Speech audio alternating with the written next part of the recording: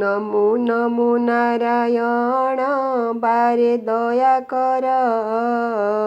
आहे त्रिभुवन स्वामी कोटि नमस्कार।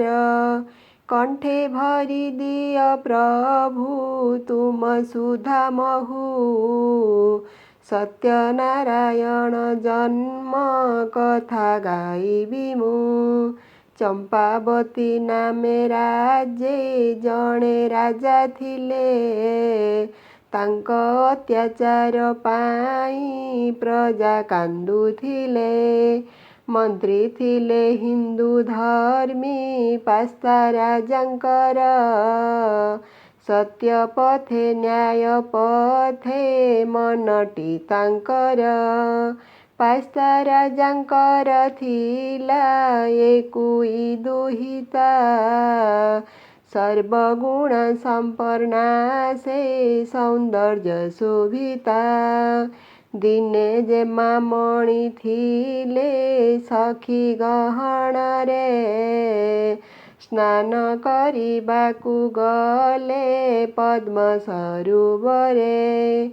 जल मध्ये प्रवेशिले कन्या सुकुमारी। खेलुथांती जल साथे से राजकुमारी। एबे प्रभु नारायण नीलारंभिले। पद्म फूलटिए हुई जे मांकु चाहिले। शाहजादी देखिले से सुंदर पद्म को। आनी दिय मते ताहा कहंती सखींकु। पद्म पुष्प हाथे पाई नासा पासे आनी। आघ्राण करिले बास्ना राजा जे मामणी। नासा मध्य देई प्रभु गर्भे प्रवेशिले। प्रासाद को जेमा सह सर्वे फेरी गले। जेमांक गर्भरे प्रभु बढ़ी चलीथिले। धीरे धीरे शाहजादी विरूप हुइले। दुर्बल लागिला देह मुखरे विरस। अंतसत्वा बुली एबे हेले परकाश। राजा जानी मंत्री पासे करिले आदेश। कोल कलंकिनी एई कला कोल नाश। काहार पाप कुसिए धरिछि गर्भरे। हत्या करी दिय ताकू निय बहु दूरे। एहा शुणी मंत्री बर राजा को कहंती। गर्भिणी नारीर हत्या हुए नरक गति। नगर बाहारे तांकु बंदी करी देबा। संतान जन्म परे तांकु मारी देबा। राजांक आदेश पाई बंदी घरे रही। प्रार्थना करिले जे माँ प्रभु त्राही त्राही। हे छंदा चरण प्रभु मते रक्षा कर। अभागिनी डाके आजी जुड़ी दुई कर। केउ पाप केउ जन्मे अजाणते कली। साधिला विधाता दाऊ जातना पाइली। गर्भ जंत्रणा हेला व्यस्त जे मामणी। मातांक गर्भर कष्ट जानिले श्रीहरि। शून्यरु शबद शुभे मातांक कर्णरे। डाकुथांती नारायण कळ स्वରରେ।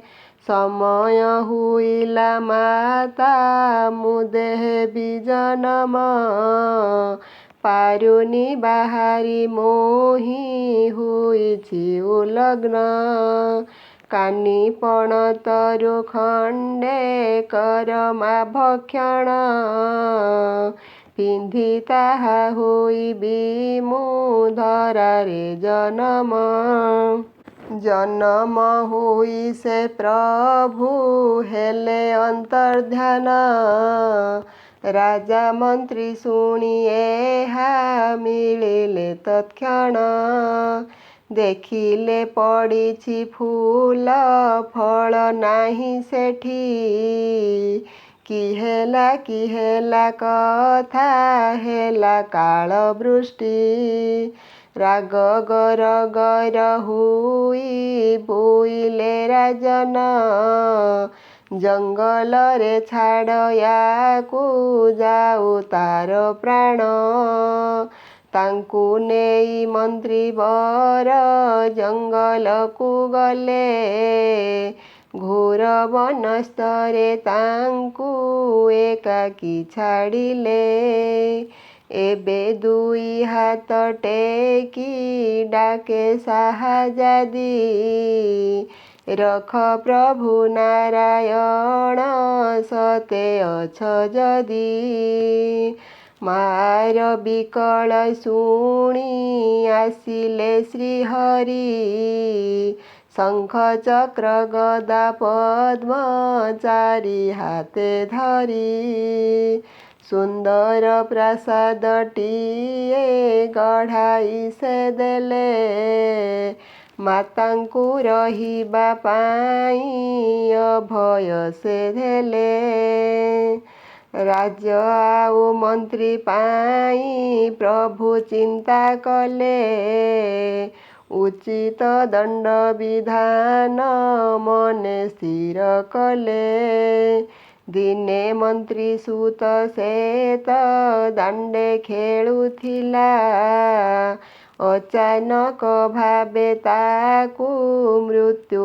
ଆସିଗଲା ମାତା ପିତା ସେ ଦୁଃଖରେ ଆତୁର ହୋଇଲେ ପ୍ରଭୁଙ୍କ ପାଦ ପଦ୍ମରେ ଶରଣ ଯେ ଗଲେ ଡାକ ଶୁଣି ମହାପ୍ରଭୁ ସଂକେତ କରିଲେ ସତ୍ୟନାରାୟଣ ପୂଜା ଦେବାକୁ କହିଲେ ମନ୍ତ୍ରୀବର ସନ୍ତୋଷରେ ପ୍ରଭୁଙ୍କୁ ସ୍ମରିଲା ସତ୍ୟନାରାୟଣ ପୂଜା କରିବି କହିଲା ସରଗୁ ଝରିଲା ଜଳ ମନ୍ତ୍ର ସଞ୍ଜୀବନୀ ଜୀବିତ ହୋଇଲା ପୁତ୍ର ବସିଲା ସେ କ୍ଷଣି ଶିରିଣୀ ଭୋଗକୁ ରାଜା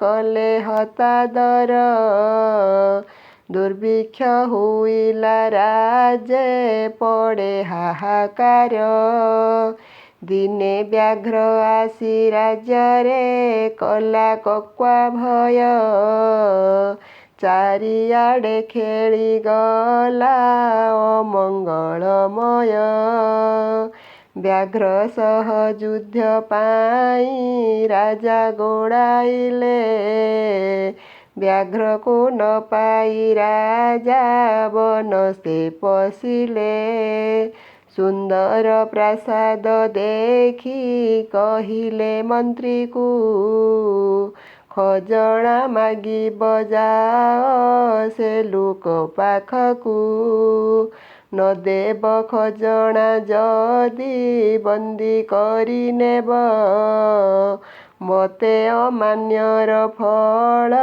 ସିଏ ପାଇଯିବ ଡରି ଯାଇ ସାହାଯାଦି ଡାକେ ନାରାୟଣ ପ୍ରତିଶୋଧ ନେଲେ ପିତା ପୁଣି କି କାରଣ ରଖ ହେ ଜଗତନାଥ ଦୁଃଖୀର ଜୀବନ କେତେ ଆଉ ହଟ ହଟା ହେବି ଜନାର୍ଦ୍ଦନ ଆସିଲେ ବିଶ୍ୱବିହାରୀ ମାତାଙ୍କ ପାଖକୁ।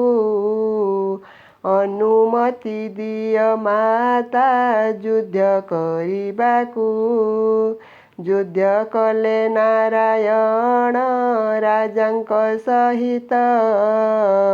22,000 ସୈନ୍ୟ ହୋଇଗଲେ ହତ। ରାଜା ଏବେ ପ୍ରଭୁଙ୍କର ଶରଣ ପଶିଲେ। ସତ୍ୟପଥ ନ୍ୟାୟ ପଥ ପ୍ରଭୁ ଦେଖାଇଲେ।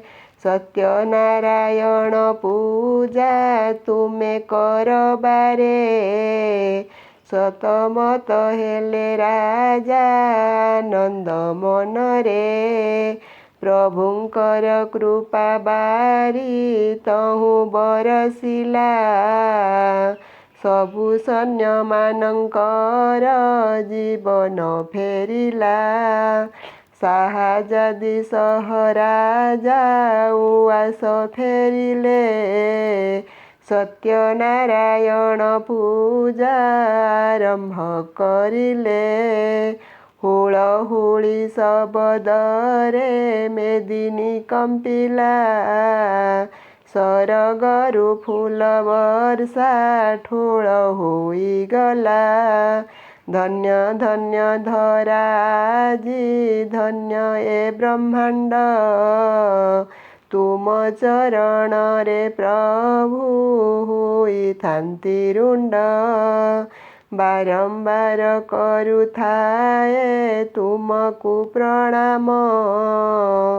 ଜୟତି ବିକ୍ରମନାଥ ପାଦେ ନମୁ ନମ। ସତ୍ୟନାରାୟଣ କଥା କଲି ମୁଁ ଶେଷ। ଦୋଷ ଥିଲେ କ୍ଷମା କର ଆହେ ଜଗଦୀଶ। ବନ୍ଧୁଗଣ, ଭୁଲ ଥିଲେ କ୍ଷମା କରିବେ। ଭିଡ଼ିଓ ଭଲ ଲାଗିଥିଲେ ଚ୍ୟାନେଲକୁ ଲାଇକ୍ ସବସ୍କ୍ରାଇବ୍ କରିବାକୁ ଭୁଲିବେ ନାହିଁ। କମେଣ୍ଟରେ ଶ୍ରୀ ସତ୍ୟନାରାୟଣ ବୋଲି ଅବଶ୍ୟ ଲେଖିଦେବେ। ପ୍ରଭୁ ସତ୍ୟନାରାୟଣ ଆପଣ ସମସ୍ତଙ୍କର ମଙ୍ଗଳ କରନ୍ତୁ।